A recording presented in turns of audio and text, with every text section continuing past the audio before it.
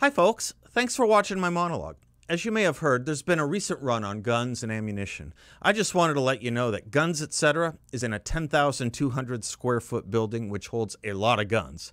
So Guns Etc. is open and has a lot of product.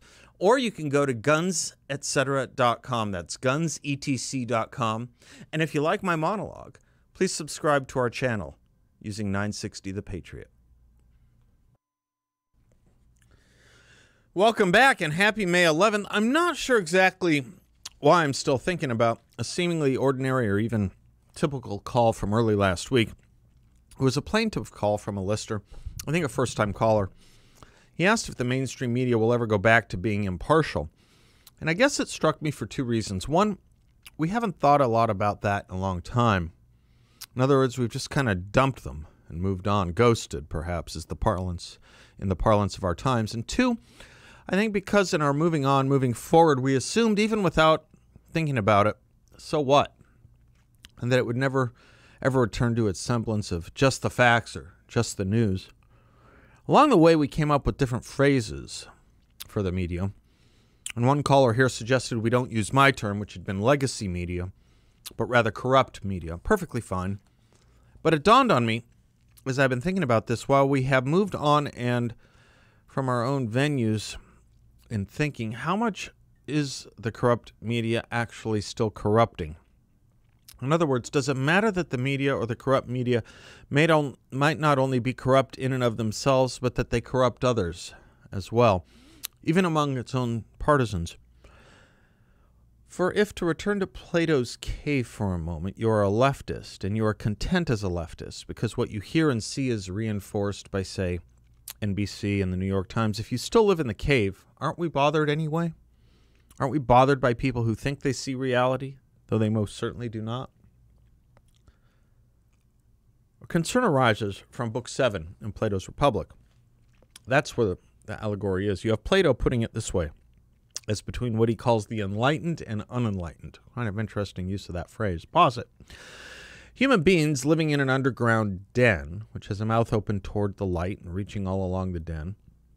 Here they have been from their childhood and have their legs and necks chained so that they cannot move and can only see before them, being prevented by the chains and from turning round their heads. Above them and behind them is a fire blazing at a distance, and between the fire and the prisoners there is a raised way, and you will see if you look, a low wall built along the way, like the screen which marionette players have in front of them, over which they show the puppets. Plato, in the voice of Socrates, continues, you have men passing along the wall carrying all sorts of vessels and statues and figures of animals made of wood and stone and various materials, which appear all over the wall. Some of them are talking, others are silent, and they see only their own shadows or the shadows of one another, which the fire throws on the opposite wall of the cave.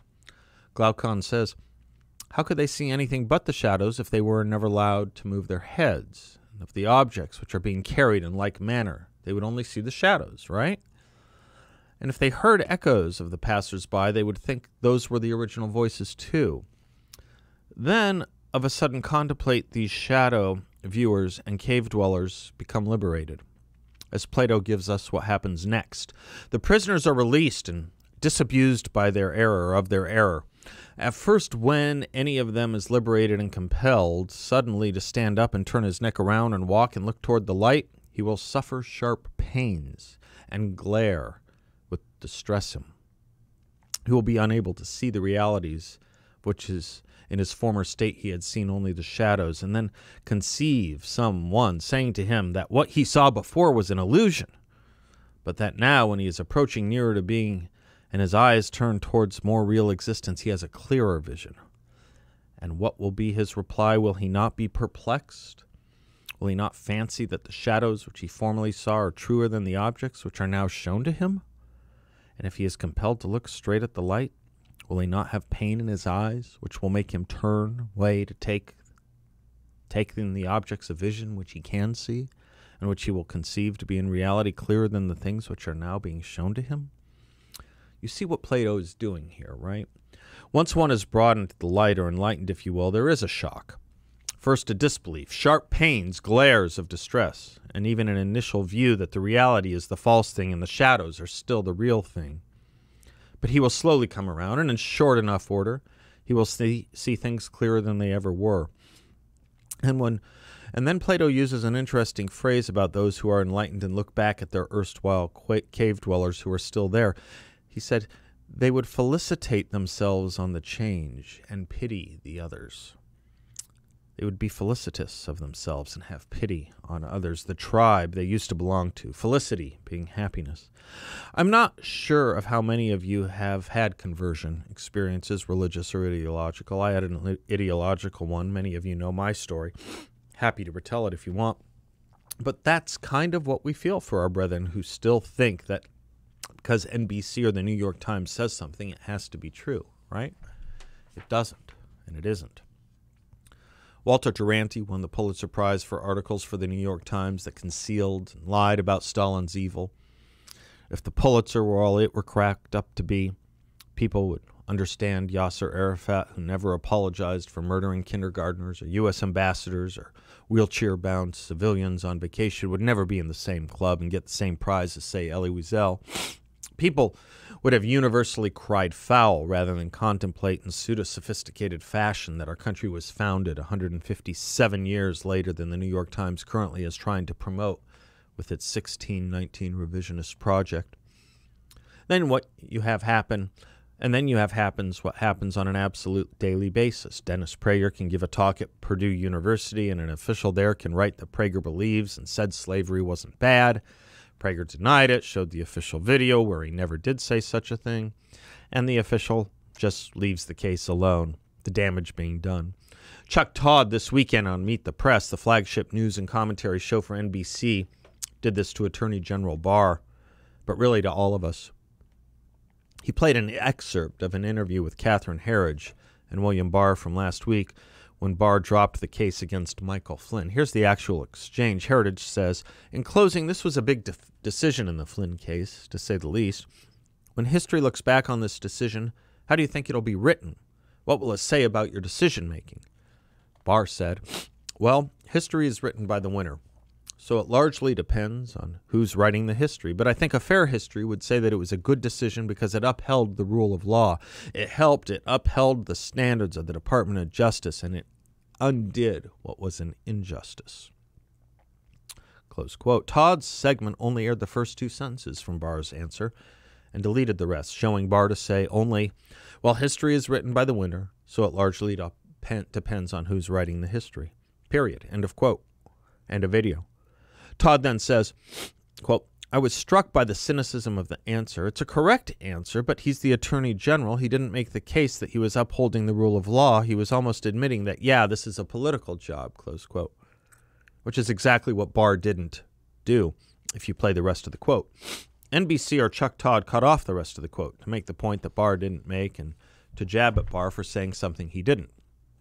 If you played the whole quote with Barr saying what he said, namely, I think a fair history would say that it was a good decision because it upheld the rule of law. It upheld the standards of the Department of Justice and undid what was an injustice. Then clearly Chuck Todd would not be able to say that Barr didn't say he wasn't upholding the rule of law, because Barr said it was all done to uphold the rule of law. Chuck Todd edited to make a political point that could not have been made if he didn't edit. This is a grand lie, the grandest of lies, and for no other reason than to try to make Barr look bad. And that's the media, almost every day. So Chuck Todd was then called out on it on Twitter and elsewhere, and a correction has been made on Twitter and elsewhere. But what if you're like most people who do not look for Chuck Todd corrections on Twitter and elsewhere, and you just watched the broadcast like so many do? The damage is done. The knife is thrust. The blood is let. Now it's worse yet. If you go to the official transcript at NBC, they didn't include the rest of the Barr statement. They just put this at the bottom, quote, editor's note, we inadvertently and inaccurately cut short a video clip of an interview with A.G. Barr before offering commentary and analysis. The remaining clip included important remarks from the Attorney General that we missed, and we regret the error, close quote. Why couldn't they just put in the whole quote? To be sure, but it doesn't say, the correction does not say what a real correction would say, which is this, quote, William Barr actually said the following, insert it, and it makes the point Chuck Todd wanted him to make. Or they could just say it was wrong, or whatever. But the whole damned edited quote in there, put it in there. It's not hard. I did it here for you. Put it in and don't even say Chuck Todd was wrong if you want. But they won't. And on we labor and lumber. And this is what continues to bother. Because this is just one case of that. But it happens every day, 24/7 on things large and small. And we can be felicitous about what we know. We can even hold in contempt what the cave dwellers think they know. But yeah, it isn't just corrupt in and of itself. It is indeed corrupting of others. And the more they see it and we call it out and show it, yes, the more I think the left will have ever and ever harder time sleeping their peace and confidence. So while we have our own media, you bet, let us be the confidence shakers. I think we have to be. NBC and the New York Times and the rest aren't going to call themselves out. Not any more than Michael Avenatti and Harvey Weinstein is going to turn himself in. Corrupt actors don't work that way. I'm Seth Leibson. We'll be right back.